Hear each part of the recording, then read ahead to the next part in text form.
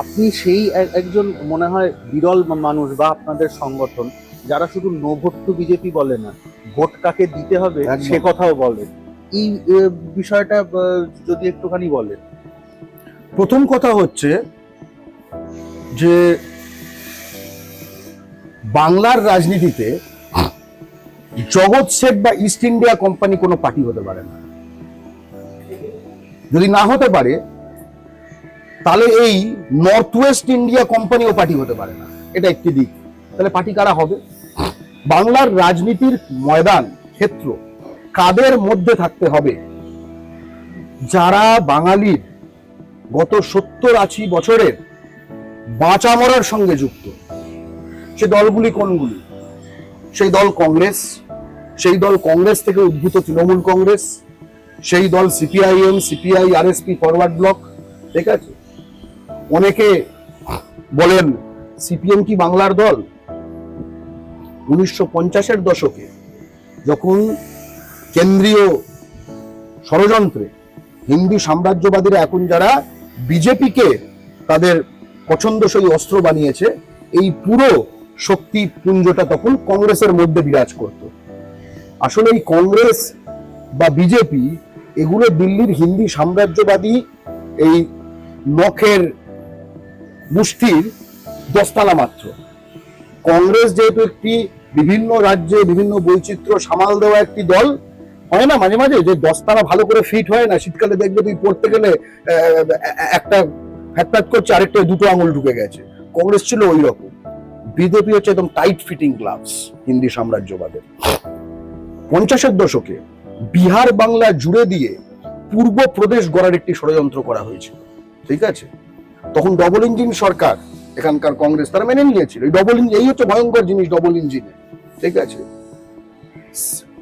বাংলার বরেণ্য বিজ্ঞানী মেঘনাদ সাহা, বাংলার বিখ্যাত সাংস্কৃতিক ব্যক্তিত্ব, এবং শুধু সাংস্কৃতিক ব্যক্তিত্ব না, বাংলার বাঁচা মারার সঙ্গে যুক্ত ছিলেন মোহিত মৈত্র, এবং সেই সময়কার সকল বাম দল, সিপিআই যার মধ্যে অগ্রগণ্য, যেখান থেকে সিপিএম এর উদ্ভব, তারা কিন্তু বাংলা বিহার সংযুক্তিকরণ রুখে দিয়েছিল। যদি রুখে না দিত, আজকে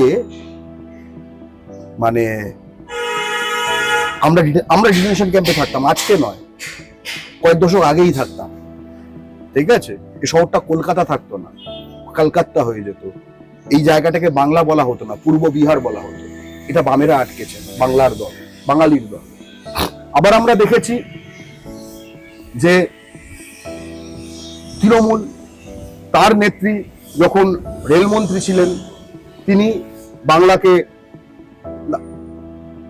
উজাড় করে দিয়েছেন। যতটা পরিকাঠামো রেলের ক্ষেত্রে তার মন্ত্রকের যে সীমাবদ্ধতা, তার মধ্যে এই যে যতগুলো মেট্রো প্রজেক্ট এখন দেখা যায়, এই যে প্রস্তাবিত রেল ফ্যাক্টরি এখনো যে কারণে বিজেপি ফাইলগুলো বন্ধ করতে পারছে না, যেমন দক্ষিণ দিনাজপুরে বুনিয়াদপুর, বীজপুরে রেল ফ্যাক্টরি, যেগুলো কিন্তু সেই সময় কিন্তু পাস হয়ে গেছে, ফলে অফিসিয়ালি এখনো বিজেপি বন্ধ করতে পারছে না। তারা তো বাংলায় কোনো কিছু করতে চায় না, কিন্তু যেটুকু যা হয়েছে সেই সময় কিন্তু তার মতো করে দিয়েছেন। অর্থাৎ আমরা জানি যে তৃণমূল বা সিপিএম এটা কোনো ধোয়া তুলসী পাতা নয়, কিন্তু বাংলার এই দলগুলিকে নিয়ন্ত্রণ করে বাঙালি। এদের ভোটার লিস্ট কি হবে সেটা এই বাংলার মাটিতে নির্ধারিত হয়। এটা দিল্লিতে নানা লোকে হত্যে দিয়ে, স্যার আপকা চেনা হ্যাঁ দিল্লি মে মেরা ভি থোড়া দেখিয়েগা, এইভাবে তাদের প্রার্থী তালিকা নির্ধারিত হয় না। অর্থাৎ এইখানে যারা বিধায়ক, তারা বাংলার গণমানুষের বিধায়ক, তারা বাংলার গণমানুষের, মানে সিপিএম এর হোক তৃণমূলের হোক, তারা বাংলার গণমানুষের ওপর দিল্লির ছায়া নয়, যেটা বিজেপির ক্ষেত্রে সত্য।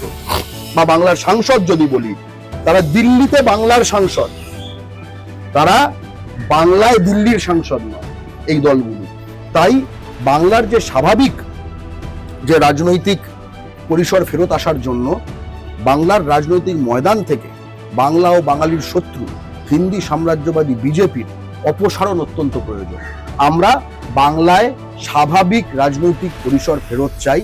তাই আমরা তৃণমূল হোক বা বামফ্রন্ট হোক, তার মধ্যে CPM, CPI, RSP, forward block ইত্যাদি রয়েছে, তাদের মধ্যে আমরা শক্তি চাই।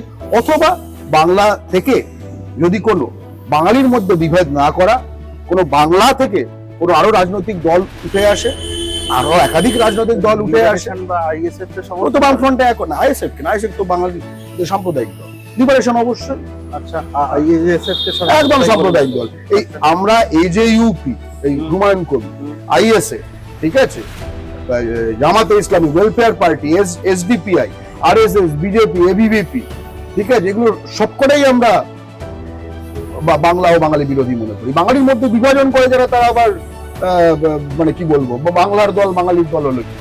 ঠিক আছে, মির্জাফর কি বাংলার? ঠিক আছে, সে স্থানিকভাবে বাংলার হতে পারে, যে বাঙালিকে তো ঘৃণা করে।